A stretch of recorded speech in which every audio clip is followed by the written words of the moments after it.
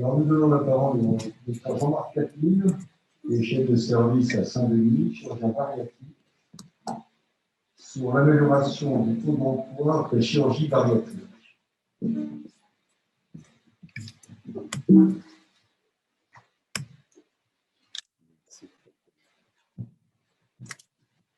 Monsieur le Président, Monsieur le Secrétaire général, chers maîtres, chers académiciens, chères académiciennes, chers collègues, chers amis, je suis très heureux de présenter ce sujet qui est au carrefour de la chirurgie et de la sociologie.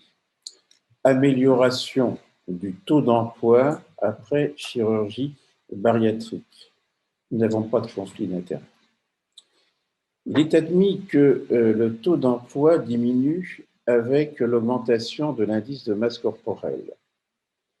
Une équipe canadienne a rapporté une amélioration du taux d'emploi chez des personnes ayant bénéficié d'une chirurgie bariatrique, c'était en 2019. Notre objectif a été d'apprécier l'influence de la chirurgie bariatrique et de la perte de poids associée sur le taux d'emploi. Nous avons identifié les différences de qualité de vie, de précarité entre ceux qui sont restés sans emploi et ceux qui ont trouvé un emploi durant le suivi. Les 791 patients opérés dans notre unité entre septembre 2014 et août 2017 ont rempli en préopératoire des auto-questionnaires afin de rechercher s'ils avaient un emploi rémunéré ou non. La précarité, dans le même temps, était évaluée à l'aide du score EPIS, qui est un score de précarité, évaluation de la précarité et des inégalités de santé dans les centres d'examen de santé. Et nous avons eu également recours, pour la qualité de vie, au score Barros et à une échelle de satisfaction. Voici le score EPIS, bien connu dans le monde des travailleurs sociaux. Les questions qui sont posées. Rencontrez-vous parfois un travailleur social? Bénéficiez-vous d'une assurance maladie complémentaire? Vivez-vous en couple? Êtes-vous propriétaire de votre logement? Y a-t-il des périodes dans le mois où vous rencontrez de réelles difficultés financières à faire face à des besoins d'alimentation, de loyer, d'EDF? Êtes-vous parti en vacances les 12 derniers mois? En cas de difficulté, y a-t-il dans votre entourage des personnes sur qui vous puissiez compter pour vous apporter une aide matérielle, un hébergement en cas de besoin? Alors, après ceci, nous, on a calculé le score EPIS. À chaque question correspond un chiffre qui est positif ou négatif ou nul. On fait le total des 11, puis on ajoute une constante et on obtient un score. Score EPIS à 0, absence de précarité. À 30, par des conventions, c'est la définition du seuil. Et quand on arrive près de 100, c'est la précarité maximale. Le score Barros est beaucoup plus connu. 5 domaines, estime de soi, état physique, vie sociale, comment on ressent le travail, la vie sexuelle. Pour chaque domaine, 5 réponses possibles et à chaque réponse correspond un chiffre qui est positif, négatif ou nul. Bien sûr, quand le patient remplit le questionnaire, il ne voit pas les chiffres. Échelle de satisfaction, pour chaque émoticône, un nombre entre 1 et 5. En septembre 2018, les mêmes autoquestionnaires ont été envoyés aux 791 patients opérés entre septembre 2014 et août 2017. Les caractéristiques constatées en préopératoire et lors du suivi ont été incluses âge, sexe, poids, indice de masse corporelle. Caractéristiques préopératoires des 133 patients qui ont répondu aux auto-questionnaires de suivi. Donc, ça fait un taux de réponse de 16,8%. L'âge moyen, 45 ans, 117 hommes, 16 femmes, c'est habituel. Un poids moyen avant la chirurgie de 115,9 kg. 2 ans après, 84 kg. L'IMC préopératoire à 42,7. Après la chirurgie, 2 ans après, à 30,8. Les procédures, pour ceux qui ont répondu, il y avait 117 sleeves, 4 bypass en Y, 5 cross sleeves, 6 sleeves après anneau et 1 lap band. Le score EPIS moyen était à 31,9. Ce n'est pas étonnant, on est en zone de précarité. Score Barros moyen, 1,3, ce qui est habituel. Résultat. Le taux d'emploi a été évalué 2,3 ans après la chirurgie bariatrique chez les 133 patients qui ont répondu aux autoquestionnaires de suivi. 133 sur 791. Ont été exclus les 4 patients retraités au moment de la chirurgie et 2 qui ont pris leur retraite durant le suivi. En fait, 19 patients ont obtenu un emploi après la chirurgie et 3 l'ont perdu. Donc, 77 des 129 participants à l'étude avaient un emploi avant la chirurgie, c'est 60% des participants. Et 92 des 127 participants après la chirurgie, c'est 72%. Donc, on a gagné 12% d'emploi. 19 patients ont obtenu un emploi, c'est 36,5% des sans-emploi avant la chirurgie, plus d'un tiers. Obtenir un nouvel emploi n'était pas associé à l'IMC, au sexe et à l'âge. Les résultats, avant la chirurgie, 77 patients travaillaient, 52 n'avaient pas d'emploi. Après la chirurgie, 92 avaient un emploi, 35 n'en avaient pas. Plus précisément, 73 patients avaient le même emploi avant et après, 19 sans emploi ont trouvé un emploi et 32 sans emploi avant étaient toujours sans emploi 2 ans après. Résultat préopératoire, une analyse multivariée a comparé les 77 patients avec emploi contre les 52 sans emploi avant la chirurgie. Elle a constaté que les sujets avec emploi avaient un IMC initial plus bas, 41,7 versus 43,6. C'était significatif. Un meilleur score Barros et un meilleur score de satisfaction. Résultat, 2 ans après, baisse d'IMC après la chirurgie et on a constaté une différence significative entre ceux qui avaient un travail et ceux qui n'en avaient pas. Après la chirurgie, il n'y avait pas de différence de qualité de vie et de précarité entre ceux qui sont restés sans emploi et ceux qui ont trouvé un emploi.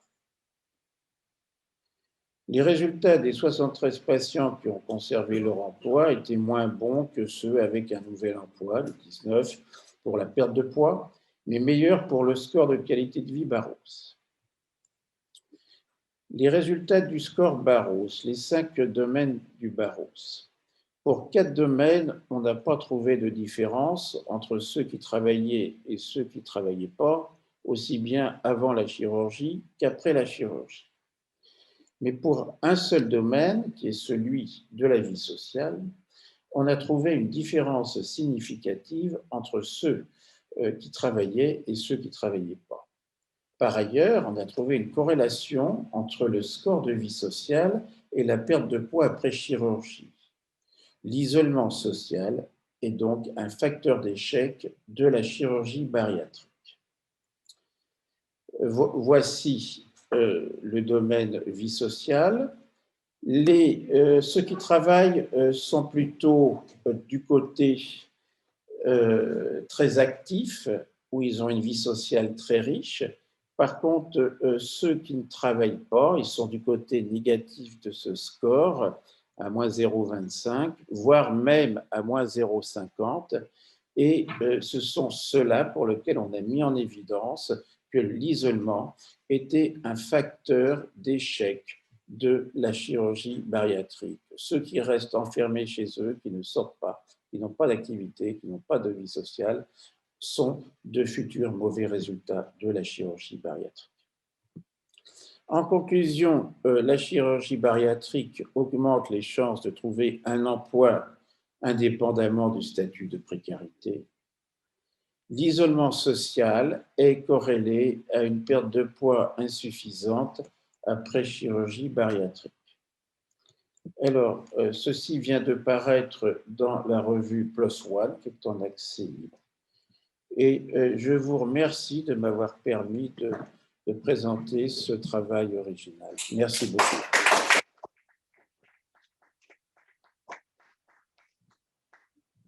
Merci de ce travail transdisciplinaire, croisement de la chirurgie, de la sociologie et de la médecine du travail, de la psychologie de ce qu'on opère. C'est un sujet majeur et des conditions de vie dans lesquelles, effectivement, sur les points en charge de l'expérience de la chirurgie bariatrique, le cher secrétaire général, ça se passe de la même manière que celle qui a été présentée là, l'isolement, le facteur d'échec.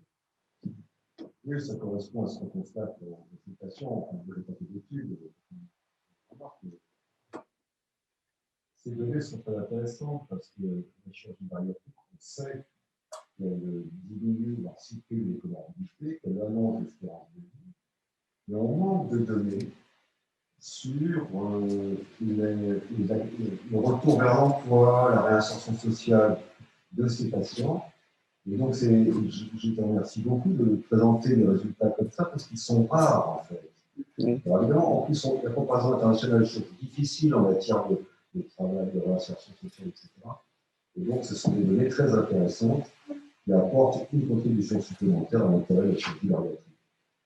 Guillaume Bourchet. Merci beaucoup, Jean-Marc. C'est vrai que c'est très intéressant, surtout qu'on a un facteur de risque, en termes un facteur de prédictif de résultats.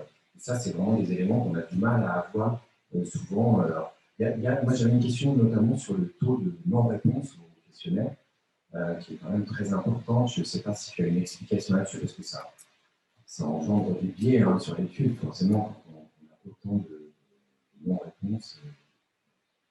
Donc, une fois par an, on fait ce type d'études et on envoie à 700, 1000, là on a envoyé à 2000 patients de tels questionnaires. Et déjà, sur 100 patients, il y en a 20 qui nous reviennent pour adresse qui n'existe plus.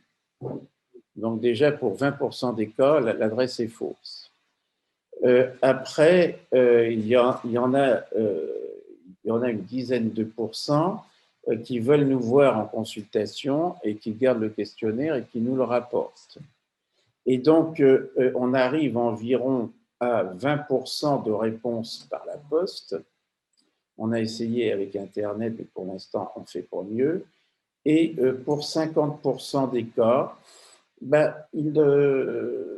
ce n'est pas une préoccupation pour eux. Et ça, c'est vraiment dommage. Il est vrai que pour suivre ces patients, avec plus d'investissement, on arrive à faire beaucoup mieux, hein, notamment dans les études multicentriques, dans les PHRC, où il y a des gens dédiés à ça, on retrouve davantage de perdu de vue. Là, c'est un simple envoi postal avec retour postal. Donc, il est vrai que le taux de perte de vue est très élevé, mais c'est habituel. Malheureusement, c'est habituel. Est-ce qu'ils sont prévenus au moment où vous les prenez en charge du fait qu'ils vont entrer peut-être dans une étude dans laquelle ils vont recevoir un questionnaire? Parce que si ça leur arrive comme ça, ça retourne, peut-être qu'ils n'ont pas intérêt. Ils avaient été un peu préparés à cette idée. Ils sont préparés à cette idée, mais vous savez, quand on les prépare, ils ont envie d'être opérés et ils signent le papier disant qu'ils vont participer à des études. Mais quelques années plus tard, ils ont d'autres préoccupations et ils répondent pas forcément aux études pour lesquelles ils s'étaient engagés avant. C'est vrai, moi, je voulais juste, parce que on a le même problème, hein, c'est vu dans cette spécialité, comme dans toutes les maladies chroniques. Oui. Ça, c'est un élément, parce que je pense que c'est, à mon sens, une des analyses de ces taux de perte de vue, c'est que les patients ne veulent plus être malades, ils veulent oublier cette situation-là. Donc, il y a plutôt probablement une population, celle qui ne répond pas, qui va plutôt bien et qui a envie de l'admettre. Voilà, c'était aussi une petite remarque. Oui, il faut savoir que cette population, tous les gens qui sont opérés en France, signent un consentement dans lequel ils s'engagent à être suivis à vie. Donc ici, ils ne sont pas tous pour être opérés comme les gens d'entreprise. Une fois qu'ils ont été opérés, ils ne sont pas plus contents qu'ils vont bien. Donc ça, c'est un vrai problème, pas seulement pour nous les chirurgiens, pour l'ensemble de la communauté nationale, parce que c'est il y a quand même besoin d'avoir des suivis qui soient d'abord pour les patients, mais aussi pour l'ensemble de Jean-Claude Coquinal. J'ai deux petites questions. On a des responsables ici de ces sociétés qui s'occupent de cette pathologie-là. Est-ce qu'il y a des études épidémiologiques plus larges, des projets d'études sociologiques et épidémiologiques autour de cette pathologie? Le problème, c'est le suivi en France n'est pas résolu. Malgré tous les moyens qui sont mis. Oui, c'est pas spécifique à la France, mais c'est un vrai sujet. On sait qu'on a des résultats, on a des études qui montrent des bons résultats sur des échantillons, on le sait. Mais le suivi individuel de la patientèle est un problème qui n'est pas résolu malgré les efforts de tous. Je voudrais d'abord féliciter Jean-Marc pour son travail. Il a toujours fait de beaux travaux, même en dehors de la chirurgie bariatrique. Et je reviens au problème des pertes de vue, parce qu'en transplantation d'organes, on n'a pratiquement pas de perte de vue. Mais parce qu'ils reviennent en consultation. Je crois que si on diminuait le nombre de pertes de vue, il faut les faire revenir systématiquement en consultation et remplir le questionnaire à l'occasion de cette consultation. Ça me paraît impératif. Et il faut commencer les actes opératoires. Alors, alors ça, c'est la première chose. La deuxième chose, parce qu'il m'aura intéressé, c'est les comparaisons dans l'international. Ça, c'est le type de sujet qui fait beaucoup aux Américains, ce genre de choses. Parce qu'il y a un côté économique derrière qui n'est pas du tout négligeable. Parce qu'on peut discuter d'une chirurgie bariatrique, si c'est simplement un problème d'esthétique, c'est pas payant. Mais notamment vis-à-vis de ceux qui remboursent. Mais là où les gens retournent à l'emploi, ça me paraît vraiment quelque chose de très, très, très important. Et je suis sûr que les Américains ont déjà fait des travaux là-dessus, parce qu'il y a un côté économique qui est vraiment vital pour développer cette chirurgie, pour développer, et pour tout au moins la faire admettre plus facilement. Alors, pour les consultations, elles sont organisées jusqu'à la 3e année post-opératoire. Donc, jusqu'à la 3e année, ils reviennent régulièrement en consultation. On organise des consultations de groupe à partir de 6 mois, des consultations individuelles. On les voit 4 fois la première année, 2 fois la 2e année, 2 fois la 3e année, et on s'arrête à 3 ans. Donc, alors, pour après, on organise des grandes matinées, 1 à 2 fois par an, pour inviter tout le monde. Et là, on en a 25% qui viennent entre 3 et 5 ans. Donc, mais on a beaucoup de difficultés de les suivre à plus long terme que ça, parce que ils vont bien, ils ont refait leur vie, les femmes ont changé de nom, elles sont remariées, et on a du mal à les trouver. Et c'est essentiellement une clientèle quand même qui est féminine. On a 85% de femmes. Et les changements de nom, c'est près de 20% des cas. Donc, on a beaucoup de difficultés à les suivre. Les études sur l'emploi, il y en a quasiment pas. Moi, je vous ai cité l'étude canadienne qui a été publiée en 2019, mais c'est un sujet qui est très moderne. Le retour à l'emploi pour la bariatrique, hein, je parle pas après cancer ou transplantation, hein. Là on trouve des études sociologiques, mais pour la bariatrique, c'est un sujet qui est vraiment très très récent. Alors, je reprends la parole simplement pour comparer avec les États-Unis. Aux États-Unis, la mobilité est encore plus grande que chez nous. Les gens changent tout le temps d'État, ils ne sont jamais dans le même État. C'est pour ça que je crois que ce travail, il mériterait d'être publié dans une revue anglo-saxonne, parce que je pense que ça les intéresserait. Je crois que c'est quand même un résultat très fort. Et c'est pour ça que je t'interviewe, c'est surtout pour qu'il soit publié, mais sur le plan international, parce que c'est important. Alors, il a été publié dans PLOS ONE, non? Moi, je voulais juste revenir, c'est pas du tout une chirurgie esthétique, hein. On le sait ici, mais c'est important de le redire. On a des données de grands registres internationaux, notamment suédois et américains, etc. C'est une chirurgie qui sauve la vie, ça sauve la vie. On a même des données françaises qui avaient évoqué 67% de réduction de la mortalité à 7 ans. Donc, ça sauve la vie clairement, et c'est vrai que le sujet du travail, la reprise de l'activité, c'est pas tellement étudié, on a assez peu de données, et c'est passionnant parce qu'on voit le fait d'être actif avant la chirurgie est un facteur prédictif de bons résultats. La relation aux autres, le travail, c'est vraiment très très moderne et c'est passionnant. Merci. Merci Jean-Marc. Juste, je voudrais ajouter une dernière chose. Aux Pays-Bas, le patient qui ne se fait pas suivre doit rembourser les soins.